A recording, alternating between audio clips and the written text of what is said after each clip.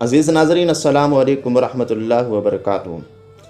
تاریخ کے اندر بہت سے بہادروں کے واقعات موجود ہیں اور ان میں سے ایک بہادر جلال الدین خوارزم تھے۔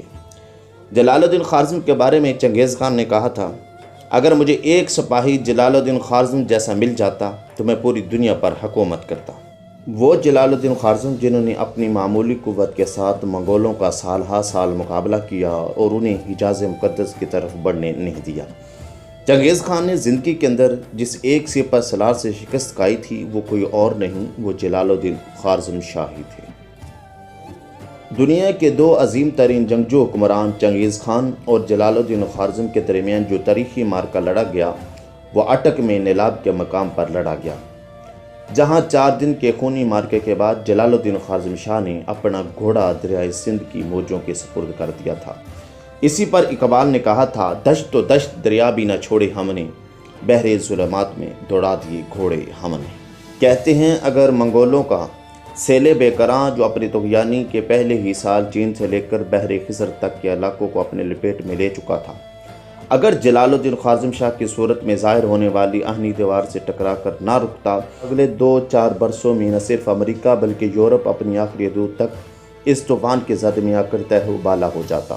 جلال الدین خوارزم شاہ جیسا عظیم سپہ سالار اگر 32 سال کی عمر میں لٹیروں کے ہاتھوں مارا نہ جاتا تو شاید ان کی فتوحات کا جغرافیہ مختلف ہوتا۔ جلال الدین خوارزم شاہ کی مسلسل فتوحات نے چنگیز خان کا سارا غرور خاک میں ملا کے رکھ دیا تھا۔ کئی نامور تتاری سردار بھی مارے جا چکے تھے اور قریب تھا کہ چنگیز خان کا قصہ بھی تمام ہو جائے، مگر ہوا یوں کہ جلال الدین خوارزم شاہ کے اپنے ہی لشکر میں پھوٹ پڑ گئے۔ ایک معرکے کے دوران سلطان کے سپاہیوں کو بے شمار مال غنیمت ملا اور ان میں سے ایک خوبصورت اور بیش قیمت گھوڑا بھی شامل تھا۔ اس گھوڑے کے استحقاق پر سلطان کے 2 سردار امین الملک اور سیف الدین کے درمیان بحث شروع ہو گئی۔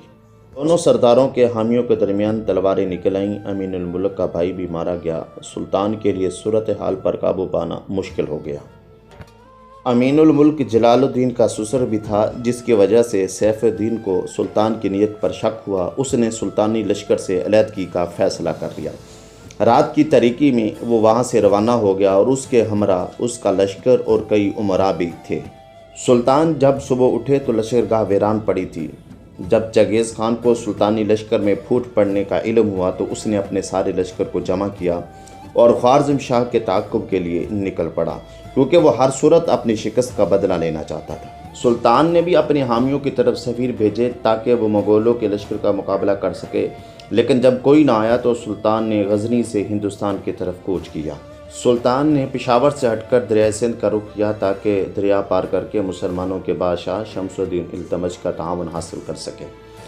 چنگیز خان کو سلطان کے ارادوں کا پتہ تھا، اس لیے وہ ہر قیمت پر سلطان کا راستہ دریائے سندھ سے پہلے روکنا چاہتا تھا۔ چنگیز خان نے جو ہراول دستہ جلال الدین کے تعاقب میں روانہ کیا تھا، سلطان کے فوجیوں نے گھات لگا کر ان میں سے بیشتر کو مار ڈالا۔ اس خبر سے چنگیز خان تل ملا اٹھا اور برق رفتار سے تعاقب کرنے لگا۔ سلطان کے ہمراہ 30,000 کا لشکر تھا، جبکہ ان کے تعاقب میں چنگیز خان کا 2 لاکھ کا لشکر تھا۔ دریائے سندھ پورے جوبن پر بہہ رہا تھا اور 30,000 کے لشکر کا کم وقت میں دریا پار کرنا ممکن نہیں تھا۔ ادھر سے چنگیز خان کا لشکر بھی سر پر چڑھ آیا، جس کی وجہ سے باغ نیلاب کے اس پار سلطان نے اپنے لشکر کو جمع کر کے مقابلہ کرنے کا فیصلہ کیا۔ نیلاب کے کنارے پر تقریباً 5 میل چوڑا اور 12 میل لمبا ایک سرسبز میدان تھا۔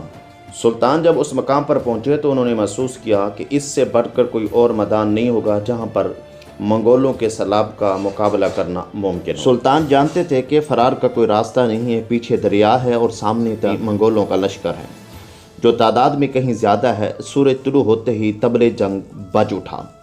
2 دن کی گھمسان جنگ ہوئی اور جلال الدین خوارزم شاہ کے سپاہی کم تعداد میں ہونے کے باوجود داد شجاعت دیتے رہے۔ تیسرے دن سلطان جلال الدین خوارزم نے چنگیز خان کو قتل کرنے کی حکمت عملی بنائی، کیونکہ یہی ایک صورت تھی جس سے مخالف لشکر کے پاؤں اکھڑ سکتے تھے۔ لیکن یہ کوئی آسان کام نہ تھا، کیونکہ چنگیز خان کے ارد گرد 10,000 کا زرہ پوش لشکر معمور تھا، مگر سلطان کی شمشیر مخالف صفوں کو چیرتی ہوئی چنگیز خان تک پہنچ ہی گئی۔ سلطان کا خیال تھا کہ چنگیز خان انہیں دیکھتے ہوئے مقابلہ کرے گا، مگر چنگیز خان کا گھوڑا سلطان کے سپاہیوں نے مار ڈالا۔ چنگیز خان گھوڑا تبدیل کر کے وہاں سے بھاگ کھڑا ہوا، کیونکہ اسے معلوم تھا کہ جلال الدین خوارزم کے سامنے وہ کھڑا نہیں ہو سکے گا۔ چنگیز خان کو بھاگتے ہوئے دیکھ کر اس کا لشکر بھی لرز گیا۔ اس سے پہلے کہ جلال الدین خوارزم نئی حکمت عملی ترتیب دیتے، چنگیز خان کی فوج نے پہاڑ کی دوسری جانب سے حملہ کر دیا۔ اس اچانک حملے پر خوارزم شاہ کی فوج پسپا ہونا شروع ہوگی اور جلال الدین خوارزم کے عظیم کمانڈر امین الملک مارے گئے۔ چنگیز خان کے فوجیوں کا ہدف جلال الدین خوارزم شاہ تھے، جن کے جانثار دستہ ایک ایک کر کے کٹتا چلا گیا۔ جلال الدین خوارزم شاہ تقریباً 5 میل پسپائی کے بعد جب اپنے خیمے کے پاس پہنچے تو ان کے ارد گرد صرف 700 جانثار باقی رہ گئے۔ تاہم وہ مقابلہ جاری رکھے ہوئے تھے۔ وہ زخمی شیر کی طرح ابھی بھی دشمن کی صفیں الٹ پلٹ کر رہے تھے۔ جلال الدین خوارزم شاہ کو خبر ملی کہ اس کے 7 سالہ بیٹے کو چنگیز خان کے سامنے پیش کیا گیا ہے، جس پر اس نے بچے کے 2 ٹکڑے کر دیے۔ ادھر جلال الدین خوارزم کو اپنے ماں اور بیوی بچوں کی فکر لاحق ہوئی تو انہوں نے اپنی ماں اور بچوں کو دریا کے سپرد کر دیا۔ یوں پورے خاندان کو دریا نے اپنے ہوش میں لے لیا، مگر سلطان کے پاس آنسو بہانے کا وقت بھی نہ تھا۔ چنگیز خان یہ سارا منظر دیکھ رہا تھا۔ وہ جانتا تھا تھوڑی دیر میں یہ کھیل ختم ہو جائے گا اور سلطان گرفتار ہو کر میرے سامنے ہوگا۔ اسی دوران سلطان کے ماموزاد بھائی نے ان کے گھوڑے کی لگام پکڑ کر پوری قوت سے انہیں دشمنوں کے نرخے سے باہر لے آئی۔ سلطان نے دریا کے کنارے چٹانوں پر چڑھ کر پیچھے نگاہ ڈالی تو دشمن کا ریلا سیلاب کی طرح بڑھتا چلا آ رہا تھا۔ دوسری طرف دریائے سندھ ٹھاٹھے مار رہا تھا۔ موجیں اتنی منہ زور تھیں کہ لمحوں میں کسی کو بھی تتر بتر کر دیں۔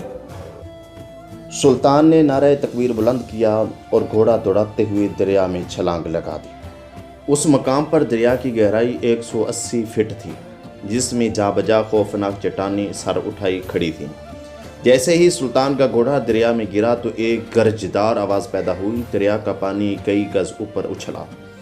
لمحے بھر کے لیے سلطان جلال الدین خوارزم لہروں میں گم ہو گئے، تاہم وہ کئی بار ابھرے اور ڈوبے۔ دریا کی لہروں کا مقابلہ کرتے ہوئے دوسرے کنارے کی طرف بڑھتے ہوئے نظر آئے۔ چنگیز خان یہ منظر بے بسی سے دیکھ رہا تھا۔ سلطان نے کنارے پر پہنچے ہی ایک زوردار قہقہ لگایا، جو اس بات کا ثبوت تھا کہ چنگیز خان دریائے آمو سے اپنے جس دشمن کا پیچھا کرتے ہوئے آیا تھا، اب اس کا بال بیکا بھی نہیں کر سکتا۔ چنگیز خان نے اپنے بیٹوں چغتائی کو مخاطب کرتے ہوئے کہا، بیٹا ہو تو ایسا، وہ باپ بڑا خوش نصیب ہے، بڑا خوش قسمت ہے جس کا بیٹا اتنا بہادر ہے۔ اس جیسا جواں مرد دنیا میں نہ پیدا ہوا نہ پیدا ہوگا۔ عظیم کمانڈر، عظیم رہنما، عظیم بادشاہ جلال الدین خوارزم شاہ تھے۔ اگر آپ کو ہماری ویڈیو پسند آئی ہے تو ہمارے چینل کا خیال رکھیں۔